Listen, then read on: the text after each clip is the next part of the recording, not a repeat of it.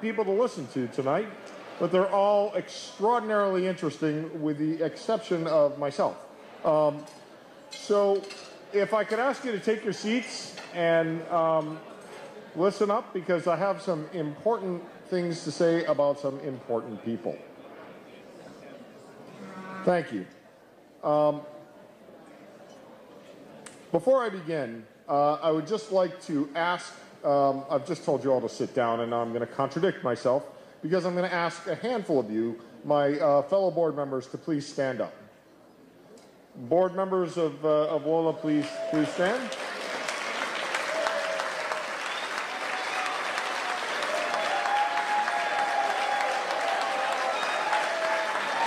Okay.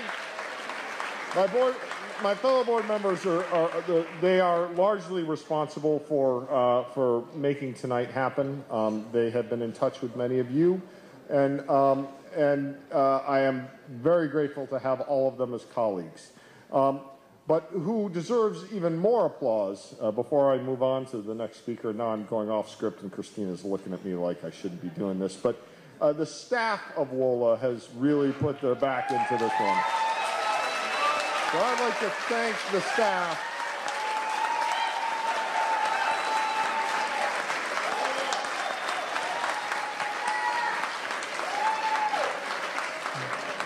Joy and her colleagues, we all know the consistently excellent work that they do, but they have outdone themselves tonight, so thank you very much to the staff of WOLA. Okay, so I'm here to introduce another introducer, but as with Candace, I think you're going to find this one to be a real treat. I don't know Dana Priest personally, but I feel like I do, because I've read pretty much everything she's ever published. Dana is one of the nation's leading journalists. She's one of the most distinguished journalists.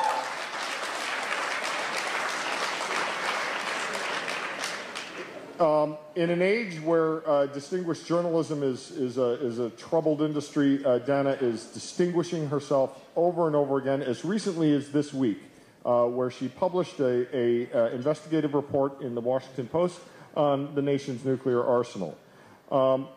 Dana has a storied career at the Washington Post. She's covered military actions from Panama to Kosovo to Afghanistan.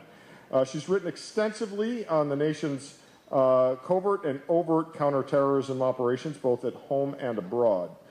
She's been awarded the Pulitzer Prize twice.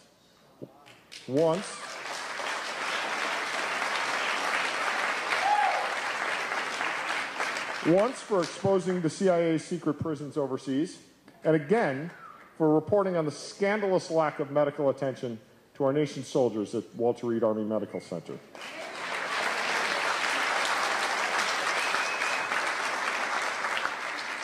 Dana is the author of two critically acclaimed books on national security and the security state, The Mission in 2003, and just last year she published again Top Secret America.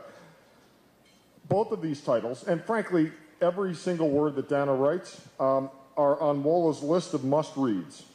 They're on the list of must-reads for anybody seeking a deeper understanding of U.S. intelligence and military policies at home and abroad. It is a great honor to have her with us tonight, and it is my great pleasure to introduce her to present the next award. Dana?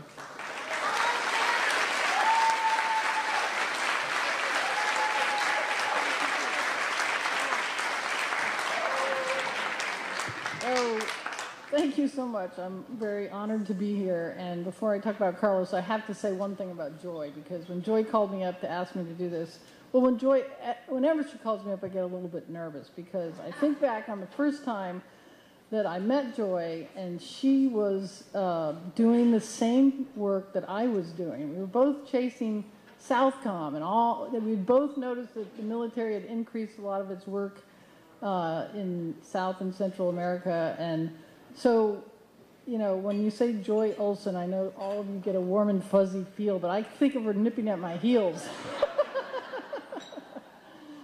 So, but it's very humbling to be here with Carlos Dada, who I'm who we're here to celebrate, and is the co-founder of El Faro, which is, if you haven't read it, a very courageous multimedia publication that, in his words, treats its public like intelligent people.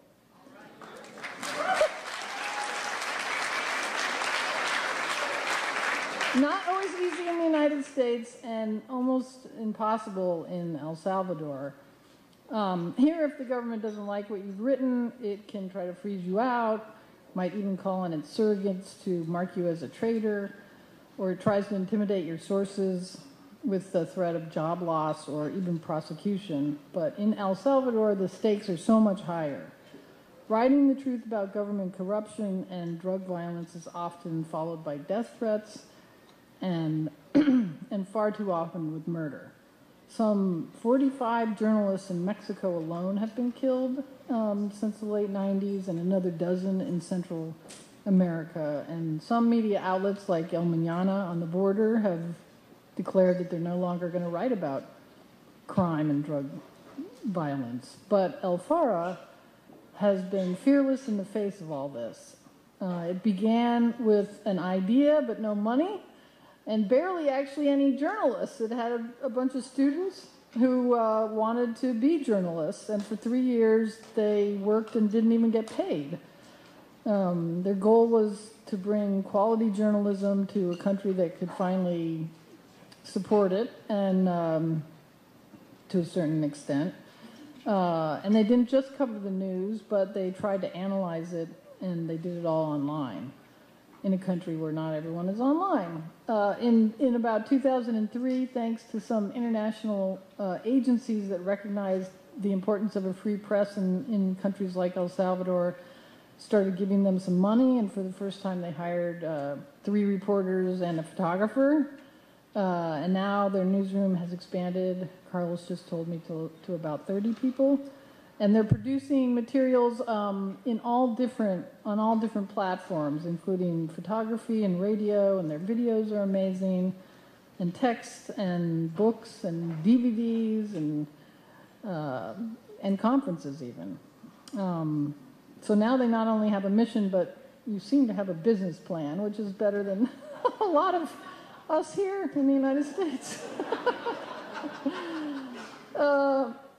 Last year, El Faro inaugurated Sala Negra, a section that is dedicated exclusively to the coverage of violence and organized crime. And I can't imagine, the Washington Post or any other newspaper doing that on such a grim, relentlessly grim subject. And under Carlos's leadership, they've documented the evolution of El Salvador and the region from the political crises and the military conflicts of the 80s to the violence and drug crises of this decade. Covering drug cartels and organized crime is about the most dangerous thing a journalist can do. And especially as Carlos's publication has begun to document, when there's mounting evidence of participation in this by law enforcement officers. But they have continued to be fearless, and they demand accountability from state institutions, and they investigate corruption and the abuse of power. And in this way, they carry on the proudest tradition of journalism, which is to give voice to the voiceless. So in a society still struggling to strengthen its basic democratic institutions, El Faro plays a pivotal role in helping, in Carlos's words, to strengthen a middle class and its values, and to open a space for public debate so its citizens can make better choices about their destiny. So please join me in thanking Carlos Dada.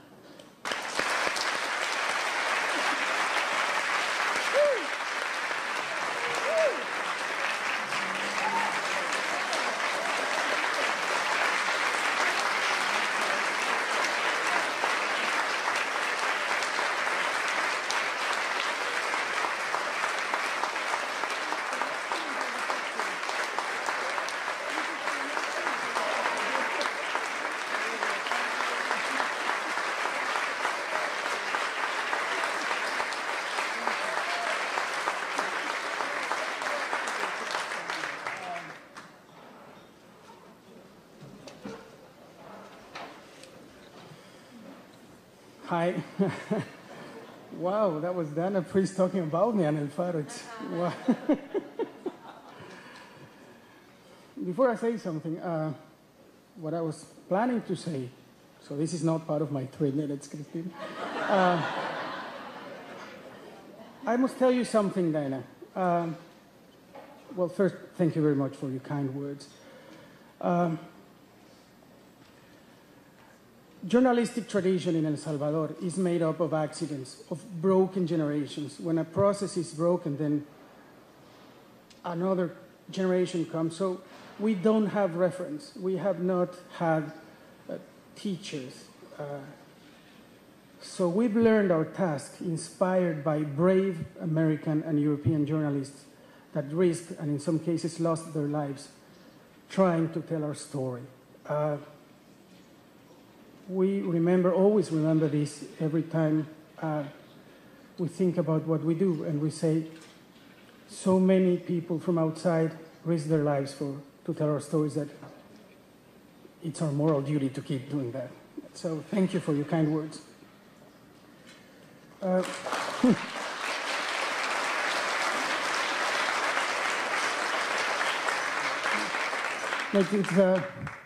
It's obvious me and Thais, we don't get along that well. I was actually planning to come here wearing a T-shirt.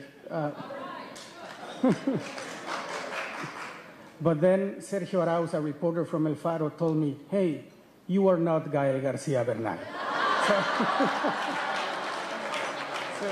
So yeah, I'm wearing a cap.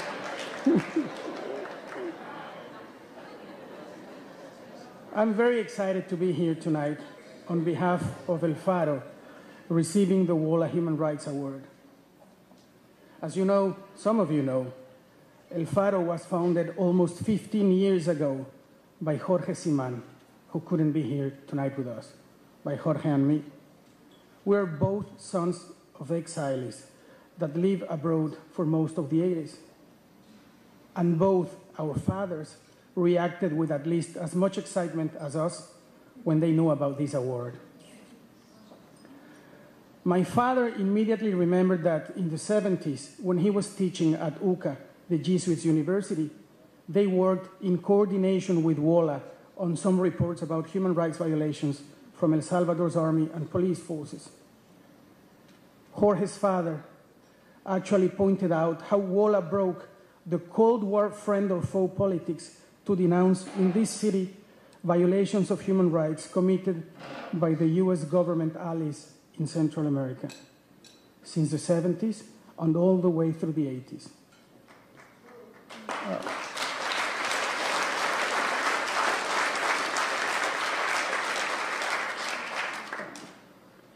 WOLA kept strongly denouncing repression, disappearances, and human rights abuses. This is much easier to say than to put on the just dimension. Denouncing human rights abuses saves lives. We will never know how many, and that's why it is so hard to dimension its importance. But have no doubt, denouncing human rights abuses saves lives. Thank you.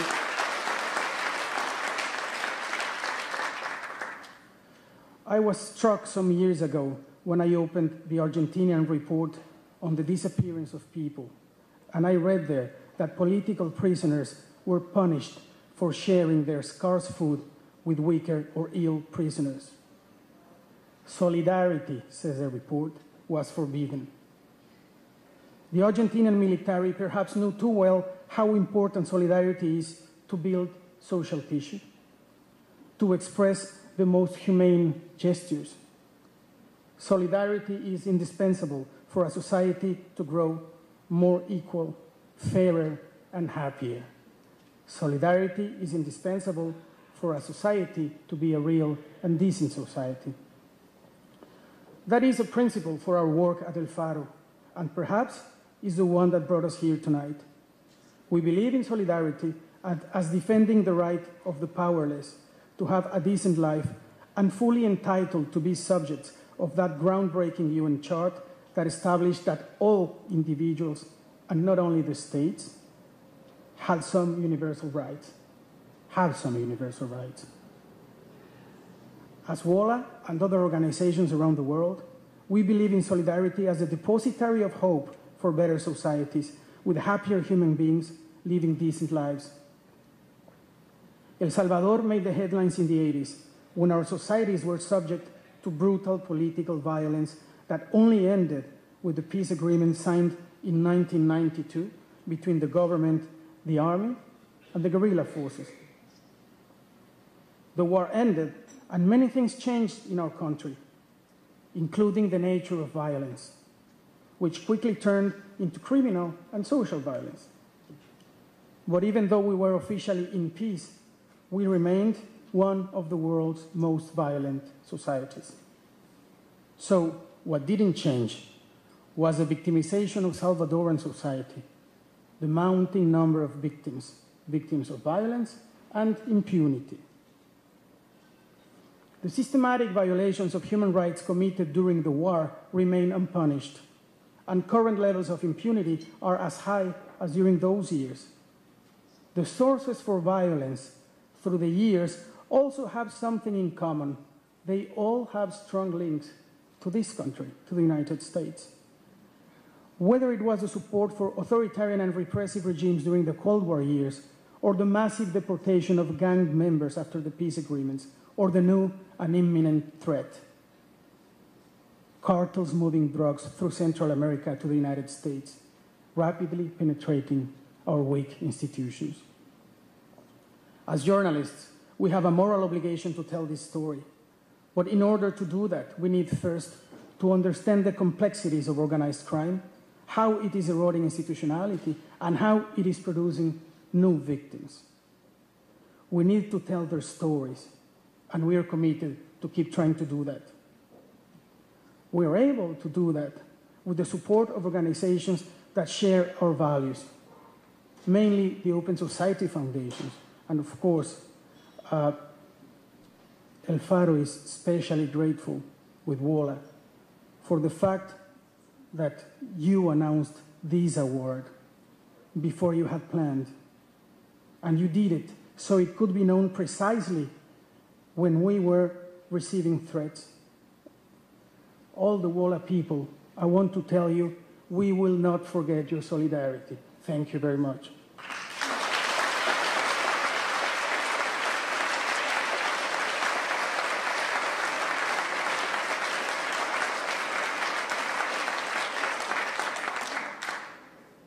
So tonight, on behalf of El Faro, I want to thank you for this great honor and dedicate the prestigious WOLA Human Rights Award to all our colleagues from Mexico, Honduras, and Guatemala that are trying to tell their stories, the stories of their own communities in dangerous environments, under threats, and risking their lives.